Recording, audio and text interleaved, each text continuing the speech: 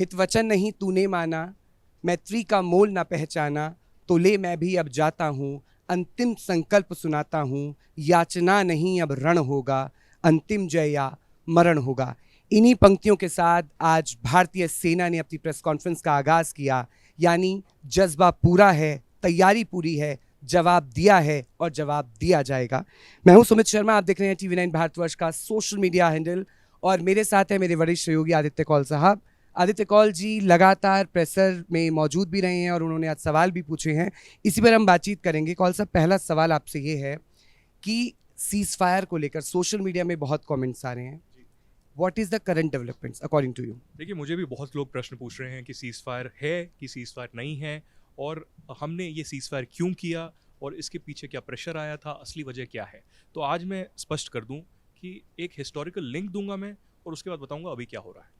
देखिए, 2003 में इंडिया और पाकिस्तान के बीच में जो है एक अंडरस्टैंडिंग हुई सीज फायर को लेके, बहुत ही ऐतिहासिक, कि बॉर्डर पे चाहे वो LOC हो या फिर इंटरनेशनल बॉर्डर हो, उसमें कोई भी जो है गोलाबारी नहीं होगी, आपस में फायरिंग नहीं होगी।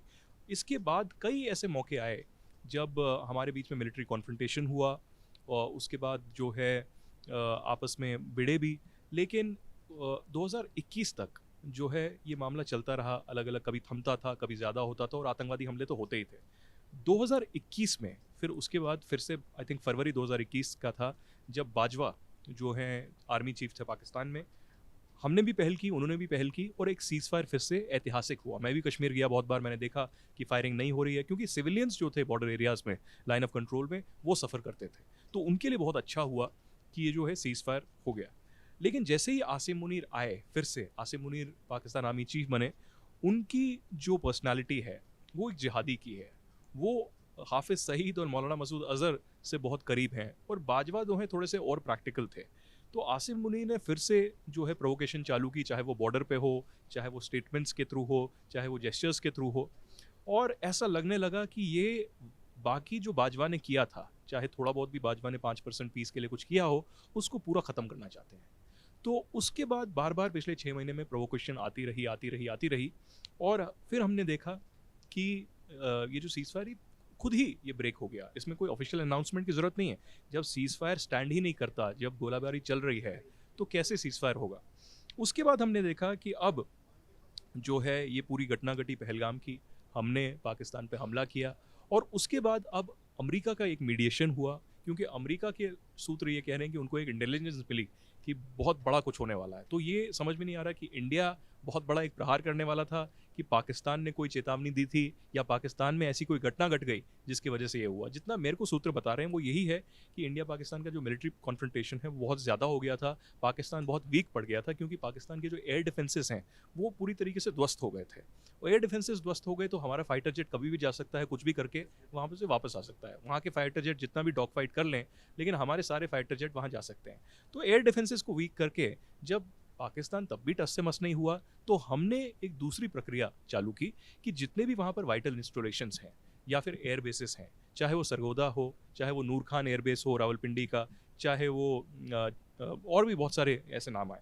उसके बाद जो वहाँ पर रनवे थे, चाहे वो रहीम यार खान का रनवे हो, आपने देखा कितना बड़ा क्रेटर उसमें आ गया है, जैसे ऐसा लग रहा है कि बम फट गया है या फिर कोई अर्थक्वेक आ गया है। उसके बाद हमने देखा कि रावलपिंडी में जो बॉम्ब ब्लास्ट हुआ, वहाँ पर कितना बड़ा आग का गोला सामने आया। तो ये पाकिस्तानी खुद वीडियो बना रहे हैं, ये कोई प्रोपेगेंडा नहीं है, कुछ नहीं है। तो ये पहला ऐसा मौका होगा जब पाकिस्तानी खुद ये वीडियोस जो है एज एविडेंस प्रोवाइड कर रहे हैं कि इंडिया ने हमले किए हैं और कितना बड़ा ये हमला पाकिस्तान के ऊपर है। एक और बात मैं इसमें स्पष्ट कर दूं, ये सीज फायर के आंसर में ही, कि जब ये रावलपिंडी में हमला हुआ और वहाँ पर बहुत बड़ा एक ब्लास्ट हुआ, रावलपिंडी में जो ये नूर खान एयरबेस है, ये GHQ रावलपिंडी के अंडर आता है। GHQ रावलपिंडी हो गया पाकिस्तान आर्मी का हेडक्वार्टर, और वहीं पर रहते हैं कौन? आसिम मुनीर।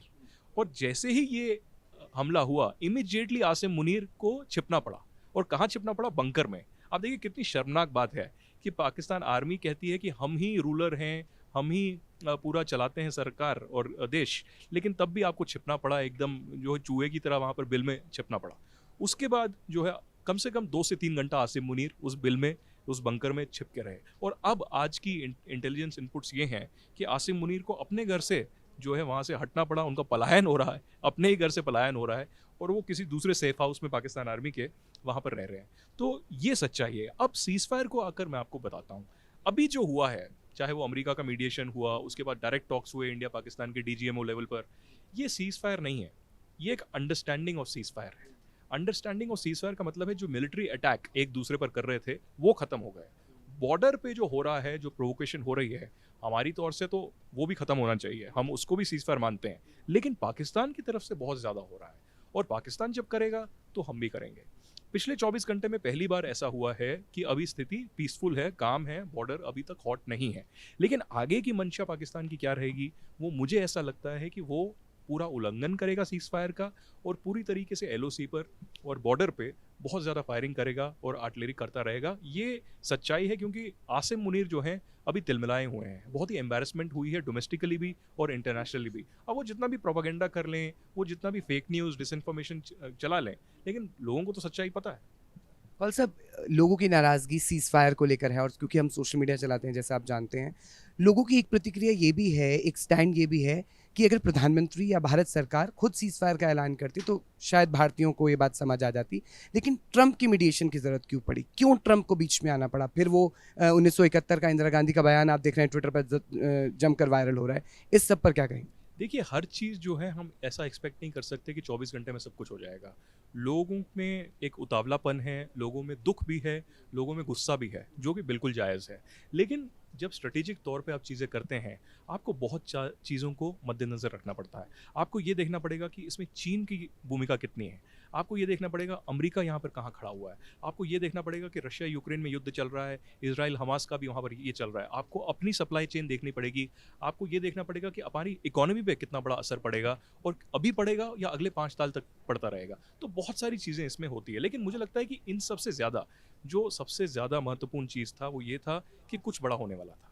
अब वो क्या बड़ा होने वाला था वो फ्यूचर में ही हमें पता चलेगा, या तो कोई नेता सामने आए और बताए, या तो कोई इन्वेस्टिगेशन हो और फिर पता चले, लेकिन कुछ तो बड़ा ऐसा होने वाला था जिसकी वजह से अमेरिका को मध्यस्थता करनी पड़ी और उसके बाद हुआ। इसको बिल्कुल भी ऐसा ना सोचा जाए कि भारत ने घुटने टेके, क्योंकि असली जो कहानी है वो ये है कि जितने भी मिसाइल्स पाकिस्तान की तरफ से यहाँ आए, वो एक भी कोई बड़ा क्षति नहीं कर पाया है, नुकसान नहीं कर पाया। वो एयर बेसिस पे नहीं गया, कोई जहाज़ पे हमला नहीं हुआ, कोई हमारे एयर रडार पे हमला नहीं हुआ, कोई एयर डिफेंस पे हमला नहीं हुआ, कुछ नहीं हुआ, लेकिन हमने वहाँ पर कर दिखाया। आप ये देखिए ना, लोगों को ये समझना चाहिए कि हम जब प्रेस कॉन्फ्रेंस कर रहे हैं, हम सैटेलाइट इमेजेस दिखा रहे हैं, हम वहाँ के वीडियो दिखा रहे हैं कि वहाँ पर बम गोले फट रहे हैं, वहाँ पर एकदम जो है तहस नहस हो गया सब कुछ, लेकिन यहाँ पर जो DGISPR है पाकिस्तान आर्मी के स्पोक्स पर्सन, वो एक भी ऐसा वीडियो नहीं दिखा पा रहे।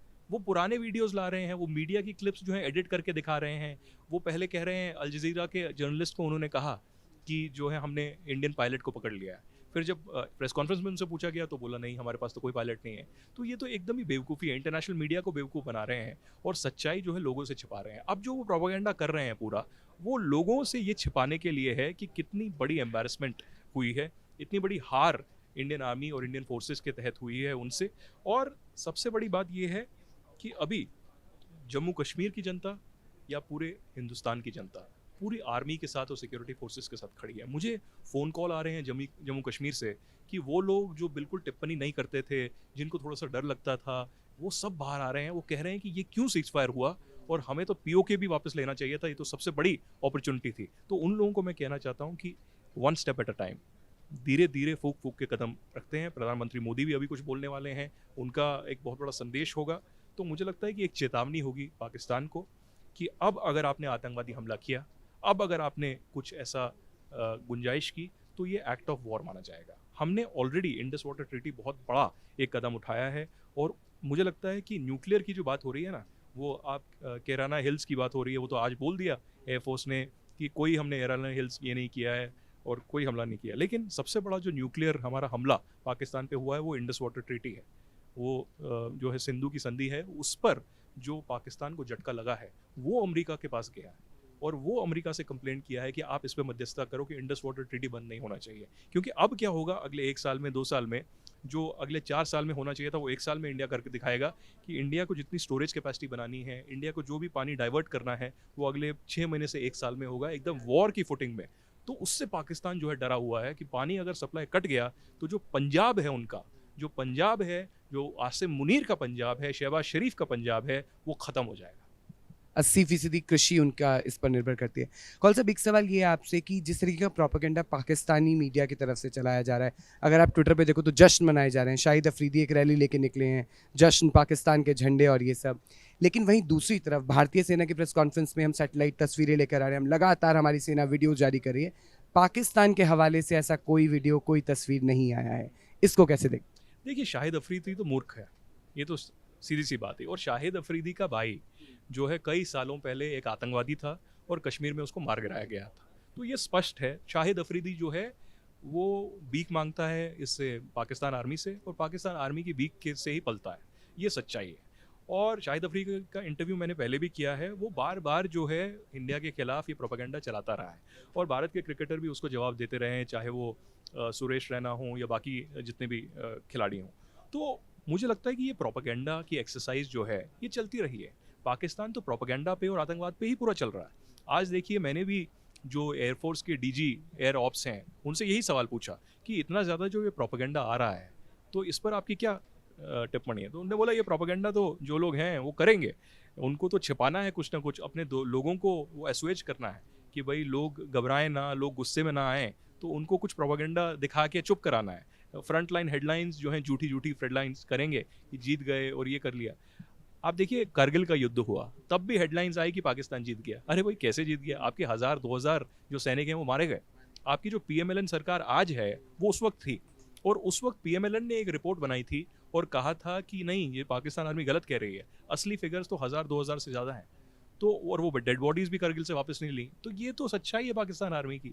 अब वो जितनी भी प्रेस कॉन्फ्रेंस कर लें, ग्राफिक्स दिखा दें, वीडियोस, एक प्रेस कॉन्फ्रेंस में तो उन्होंने मेरा भी टीवी क्लिपिंग दिखाया, मेरा ट्वीट दिखाया, तो वो तिलमिलाए हुए हैं। ये सबसे महत्वपूर्ण बात ऑपरेशन सिंदूर की ये है कि पहली बार जो है हमारा नैरेटिव पूरी तरीके से सेट है, हमारी मैसेजिंग सेट है, और सच के आधार पे, ये नहीं कि हम कुछ प्रोपेगेंडा चला रहे हैं, और पूरा दस्तावेज और पूरी सैटेलाइट इमेजेस और पूरा एविडेंस और प्रूफ के साथ दिखा रहे हैं पाकिस्तान को कि ये लो, ये तमाचा है तुम्हारे ऊपर और ये सच्चाई है, और इससे आपको जूझना पड़ेगा। स्वीकार आपने पहले भी नहीं किया, अभी करेंगे नहीं करेंगे। कौल साहब, एक सवाल, आईएमएफ से फंड उनको दोबारा मिल गया है, इसको कैसे देखा जाए? मतलब अगर आप भारत में देखें तो ये भी कहा जा रहा है कि भारत की कूटनीतिक असफलता है, अब यूएनएससी में भारत जो है वो पहलगाम हमले के जो सबूत है वो लेकर जाने वाला है, इस पर क्या कहेंगे? देखिए, समय कम था। आप देखिए ना, समय कम था, हमें दस्तावेज जोड़ने हैं सारे, हमें बाकी देश जो आईएमएफ के मेंबर्स हैं, जो ये डिसीजन लेते हैं, उनसे वहाँ पर लॉबिंग करनी है, उन देशों से बातचीत करनी है, उन देशों को एविडेंसेस प्रोवाइड करनी है। मैं मानता हूँ कि ये बहुत बड़ा सेटबैक था, लेकिन हमने जितना हम कर सकते थे हमने किया उस वक्त। मुझे लगता है कि आगे अगले 6 महीने में, 1 साल में भारत आईएमएफ पर भी एक बहुत बड़ा मुझे लगता है कि एविडेंस और डोजियर वहाँ पर प्रेजेंट करेगा कि ये लोन जो है बिल्कुल बंद होना चाहिए।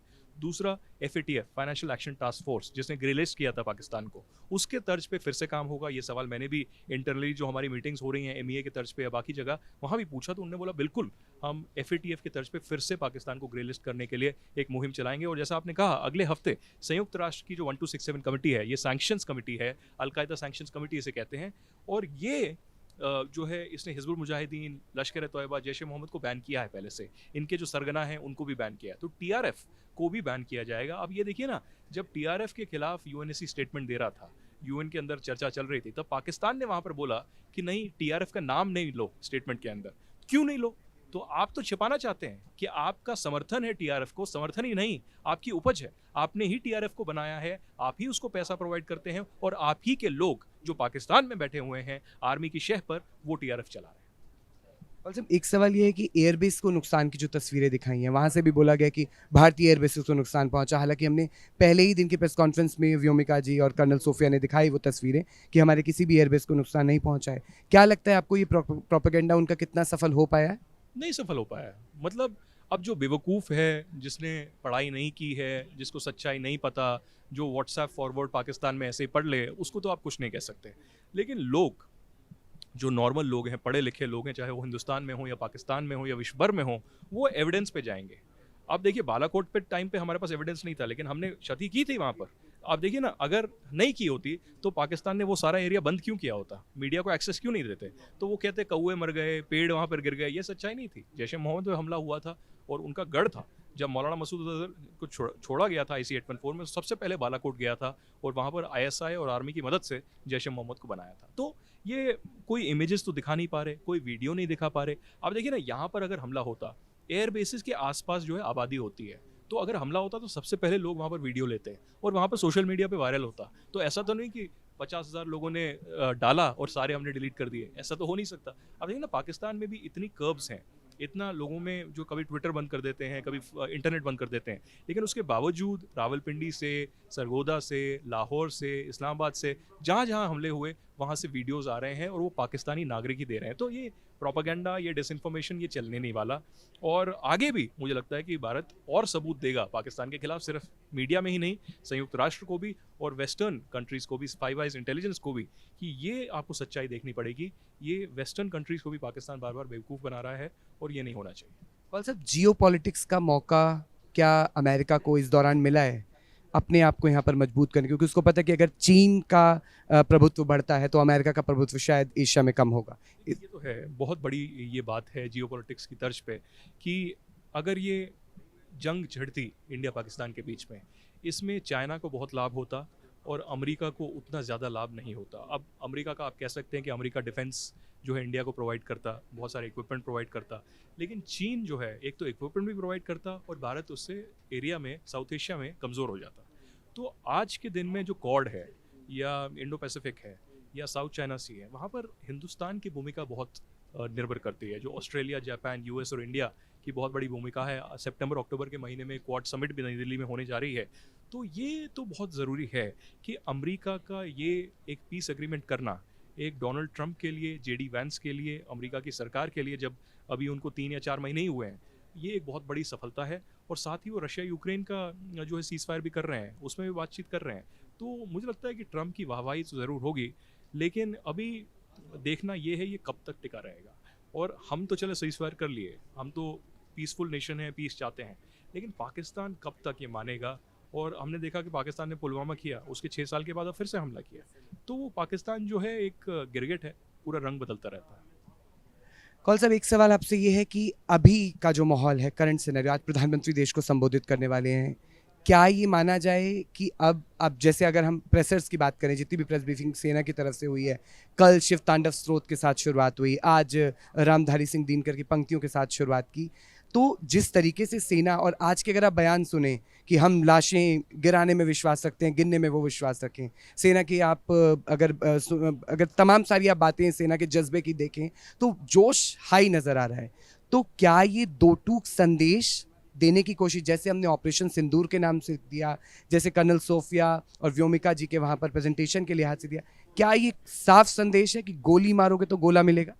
देखिए, याचना नहीं अब रण होगा, ये जैसे उन्होंने कहा, वहाँ पर पूरा जो है जिक्र हुआ, तो ये तो सच्चाई है कि ये दर्शाता है कि हमारी प्रिपेयर्डनेस कैसी है, ये दिखाता है कि सिचुएशन अभी क्या है। कल जो है DGMO जनरल गाई, उन्होंने कहा कि ये जो अभी चल रहा है ये जंग से कम नहीं है माहौल, ये this is not less than a war. तो हमारी जो प्रिपेयर्डनेस है, चाहे वो जम्मू कश्मीर से हो, पंजाब से हो, राजस्थान से हो, गुजरात से हो, या इधर दिल्ली, हरियाणा या यूपी का इलाका हो, हम पूरी तरीके से प्रिपेयर्ड हैं। आप देखिए ना, जितनी मिसाइलें पाकिस्तान ने हम पर दागी, वो सब मार गिराई हमने, वो कोई भी डैमेज नहीं कर पाया। कहीं पर कोई ऐसी रिपोर्ट नहीं आई, चाहे वो सिरसा वाली हो जो कहा जा रहा था कि दिल्ली आ रही थी, मुझे नहीं लगता वो दिल्ली आ रही थी, वो सिरसा में ही गिरा दिया गया। तो मुझे लगता है कि हमारी प्रिपेयर्डनेस बहुत स्ट्रांग है। मैं अलग अलग हमारे जो सेना है, पुलिस है, एयरफोर्स है, सबसे बातचीत करता हूँ, अलग अलग लेवल्स पे उनसे बातचीत करता हूँ, सब डिटर्मिन्ड हैं, सब बोल रहे हैं कि हमें एक मौका मिले तो हम बताएंगे कि क्या होगा। और आप देखिए ना, इंडिया और पाकिस्तान की कोई तुलना नहीं है, हमारी पॉपुलेशन तो ज़्यादा है ही, लेकिन साथ ही हमारा जो दमखम है, हमारा जो फोर्सेस हैं, हमारे जो इक्विपमेंट्स हैं, हमारे जो टैंक्स हैं, हमारे जो बैटल शिप्स हैं, हमारे जो अलग अलग ये जो बैटल में यूज़ होती हैं चीज़ें, वो उनसे कहीं ज़्यादा है। अब वो एक F-16 दिखा के या कुछ ऐसे विमान दिखा के हमको डराएं और प्रोपागेंडा करें पूरी दुनिया में, वो नहीं चलने वाला। अब बहुत प्रोपागेंडा किया आपने, फेक न्यूज़ चलाई, इंडियन पायलट को पकड़ लिया, बहुत चीज़ किया, ये सब बार बार नहीं होने वाला। कौल साहब, एयर डिफेंस सिस्टम की बार बार बात हो रही है कि हमारा एयर डिफेंस सिस्टम इतना मजबूत है, मुंह तोड़ जवाब दिया गया है, जितने भी ड्रोन्स हैं उनको डिस्ट्रॉय किया गया है, और हमने आपके एयर डिफेंस सिस्टम को तबाह भी किया, बर्बाद भी किया। तो आपको ये लगता है कि पाकिस्तान हम हर तरीके से इस जो भी ये अभी वाक़यात हुए हैं, समझ गया है भारत की ताकत को? देखिए, पाकिस्तान तो पहले से ही समझता था, लेकिन पाकिस्तान को जो चीन या टर्की बार बार शह देता है, बार बार सपोर्ट करता है, और वो इसलिए करता है कि डिफेंस उनका भी मजबूत होगा, उनको ज़्यादा पैसे मिलेंगे, उनका रसूख जो है ज़्यादा बढ़ेगा। तो उनके अपने एजेंडा हैं जियोपॉलिटिक्स में। तो पाकिस्तान तो पहले से ही जानता है कि अगर ये लंबा युद्ध चलता है तो भारत पाकिस्तान का क्या हर्ष करेगा। लेकिन पाकिस्तान की जो मानसिकता है, पाकिस्तान का जो रेडिकलिज्म है, जो जिहाद है, जो कट्टरपंथी विचारधारा है, वो कभी बदलने नहीं वाली। अब अगर हमें लगेगा कि ये रातों रात बदल जाए या हम कोई अवेयरनेस कैंपेन वहाँ पर लॉन्च करें और लोगों को समझाएं, ये नहीं होने वाला।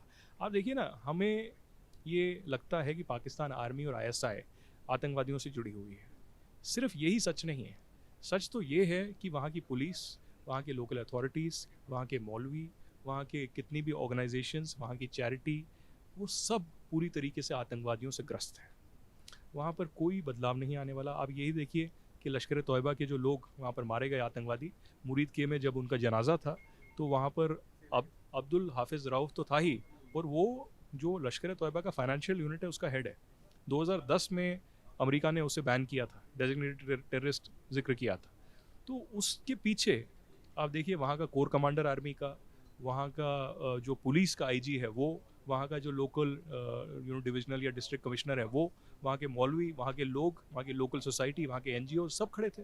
तो ये दर्शाता है कि पाकिस्तान की सोसाइटी पूरी रेडिकलाइज्ड है, और इसमें जब तक आप कड़ा उनको मैसेज बार बार नहीं देते रहेंगे तब तक बदलाव नहीं आएगा। कौल साहब, एक बहुत ज़रूरी सवाल इसी बात से जुड़ा है। जब राम मंदिर का उद्घाटन हुआ तो प्रधानमंत्री के नाम पे इंटरनेशनल मीडिया ने बहुत क्रिटिसिज्म किया कि इन्होंने राम मंदिर एजेंडे के तहत बनाया, मुसलमानों को दबा कर बनाया। लेकिन जब ऐसी तस्वीरें आती हैं कि जब पाकिस्तान की सेना के लोग उनके आतंकियों के जनाजे में खड़े हैं, क्यों इंटरनेशनल मीडिया इसको वो ब्रॉड कवरेज नहीं देता जो हमारे राम मंदिर बनने पर देता?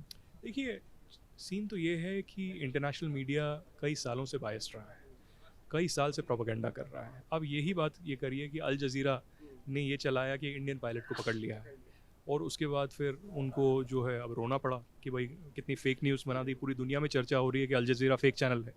उसके बाद देखिए बीबीसी या सीएनएन ऐसे प्रोपेगेंडा चलाते हैं कि पाकिस्तान के प्रेशर में आके जो है हिंदुस्तान को ये करना पड़ा। पाकिस्तान ने इतने हमले कर दिए कि हम डर गए। अब देखिए हमले तो किए, वो कहाँ दिख रहे हैं आपको हमले? कहीं तो कोई हमला दिखा नहीं। तो ये जो है बेवकूफ़ी जो वेस्टर्न प्रेस कर रहा है, या वो पाकिस्तान के प्रोपेगेंडे में आ रहा है, या उनके खुद के कोई ऐसा एजेंडा है या ऐसी मानसिकता है हिंदुस्तान के खिलाफ, ये अब प्रिवेल नहीं होने वाली है। आप उनको भी समझना पड़ेगा, BBC, CNN, Washington post, New York times, कि भाई समय बदल गया है। अब ये वो हिंदुस्तान नहीं रहा, वो स्नेक चार्मर्स का जहाँ कहा जाता था, या सपेरों का देश, और ये देश जो है इसको हम डेमोक्रेसी सिखाएंगे, यहाँ के लोग गरीब हैं, बिलो पॉवर्टी लाइन है। ये नहीं है। हिंदुस्तान आपको डेमोक्रेसी के सबक देगा। हिंदुस्तान आपको बताएगा कि मिलिट्री अपग्रेडेशन कैसे होती है। हिंदुस्तान आपको सबक आर्टिफिशियल इंटेलिजेंस में, रोबोटिक्स में देगा, और वही हमने कर दिखाया है बॉर्डर पे। अब आप उसको रिपोर्ट नहीं करना चाहते तो सोशल मीडिया पे लोग आपकी जो है गालियाँ देंगे और आपको जो है सच्चाई सिखाएंगे। तो मुझे लगता है कि इंटरनेशनल मीडिया को ये सीख मिलनी चाहिए इस कॉन्फ्रंटेशन से कि आप सच जितना भी छिपा लें, सच तो आखिर सामने आएगा ही। एक आखिरी सवाल, प्रधानमंत्री का आज संबोधन है। बीइंग अ पत्रकार हम लोग भी बड़े घंटे गिन रहे हैं कि 8 बजे शुरू होने वाला है। क्या लगता है आपको, कुछ बड़ा ऐलान हो सकता है? देखिए, कुछ ऐसा बात ना हो जाए कि जैसे हम सब सोच रहे हैं कि पाकिस्तान पे कुछ बोलेंगे और डिमोनेटाइजेशन जैसा या कुछ और जो है वो बोल दें। लेकिन मुझे लगता है कि अभी एक पब्लिक सेंटिमेंट को भी बताने की ज़रूरत है कि हम पाकिस्तान के खिलाफ खड़े हुए हैं। तो हो सकता है कि पाकिस्तान के खिलाफ एक बहुत कड़ी चेतावनी जो है प्रधानमंत्री की रो, ये सबसे पहले हमने ही TV9 पे ब्रेक किया था कि एक मुंहतोड़ जवाब जो है प्रधानमंत्री ने CCS में बोला, और बोला कि गोली का जवाब गोले से होगा, और उसके बाद ये भी बोला कि हम उनको मिट्टी में मिला देंगे। बावलपुर को मिट्टी में मिलाया, मुरीद के को मिट्टी में मिलाया, और मुजफ्फराबाद को भी मिट्टी में मिलाया। तो ये शब्द जो हैं ये प्रधानमंत्री के खुद हैं। तो प्रधानमंत्री बहुत ही आहत भी हैं, बहुत गुस्से में भी हैं, लेकिन जब प्रधानमंत्री एक होता है और उसको इतनी बड़ी देश की जिम्मेदारी होती है, एक बहुत ही संतुलन में आपको काम करना पड़ता है। आपके पास मल्टीपल ऑपरेशंस हैं, मल्टीपल ऑप्शंस हैं, लेकिन आपको ऐसा प्रैक्टिकली ऑप्शन चूज़ करना पड़ता है जो आपके देश के खिलाफ ना जाए अभी और आगे। क्योंकि अभी तो वो मुझे लगता है कि 11 साल से प्रधानमंत्री हैं और बहुत सारी ऐसी चुनौतियां उन्होंने देखी हैं, तो एक्सपीरियंस भी हैं, पहले मुख्यमंत्री भी गुजरात के बड़े बड़े समय से रहे हैं। लेकिन ऐसे दो जब न्यूक्लियर देश सामने आमने सामने हों, उसके बाद आपके ऊपर जो जिम्मेदारी है वो बहुत ज़्यादा बढ़ जाती है। आगे की जो इतिहास है आपको याद रखेगा कि आज आपने क्या किया, चाहे आप आज चुप रहे या आज आपने प्रहार किया, हर चीज़ के लिए आपको याद रखा जाएगा। तो मुझे लगता है ऑपरेशन सिंदूर एक बहुत बड़ा ट्रिब्यूट है उन 26 मासूमों के लिए जिनको मौत के घाट उतारा गया पाकिस्तानी आतंकवादियों द्वारा। उसमें 24 हिंदू थे, एक क्रिश्चियन था और एक मुसलमान था। तो हिंदुओं को तो धर्म पूछ के मारा, लेकिन क्रिश्चियन और मुसलमान को भी नहीं छोड़ा। तो ये तो सच्चाई है। उसके बाद जो उनका प्रहार हुआ पुंछ में, आपने देखा एक पूरे सिख परिवार को उन्होंने मार दिया, सिख ग्रंथी को मार दिया, गुरुद्वारे पर उन्होंने अटैक किया। तो ये सच्चाई है पाकिस्तान की, वो सिखों को भी अपना नहीं समझता। प्रेस कॉन्फ्रेंसेस में और प्रोपेगेंडा में वो गुरबख्श सिंह पन्नू को आगे करके खालिस्तान का एजेंडा चलाएगा, लेकिन सच्चाई में वो सिखों के साथ नहीं है, वो हिंदुओं के साथ नहीं है, वो ईसाइयों के साथ नहीं है, बौद्ध के साथ, जैन के साथ नहीं है, वो मुसलमानों के साथ भी नहीं है। क्योंकि मुसलमानों को भी वो दगा जो पूरी तरीके से पीछे से वार कर रहा है, जो मुसलमान हिंदुस्तान के साथ खड़ा है सबसे पहले उसको वो गोली चलाएगा। बहुत बहुत शुक्रिया आपका। तो एक बार फिर से याचना नहीं अब रण होगा, सेना की पूरी तैयारी है और अगर पाकिस्तान कोई हिमाकत करता है तो भारत उसको मुंह तोड़ जवाब देगा। और बाकी आज प्रधानमंत्री का संबोधन जो बहुत खास होगा हर लिहाज से। तो जो दर्शक सोशल मीडिया पर इस असमंजस में है या इस नाराज़गी में है कि सीज़ फायर क्यों लिया, उम्मीद है आपको आदित्य सर के जरिए आपके सवालों का जवाब मिला होगा। फिलहाल के लिए इतना ही। तमाम अपडेट्स के लिए आप भारतवर्ष के सोशल मीडिया हैंडल्स को ट्रैक करते रहें। नमस्कार।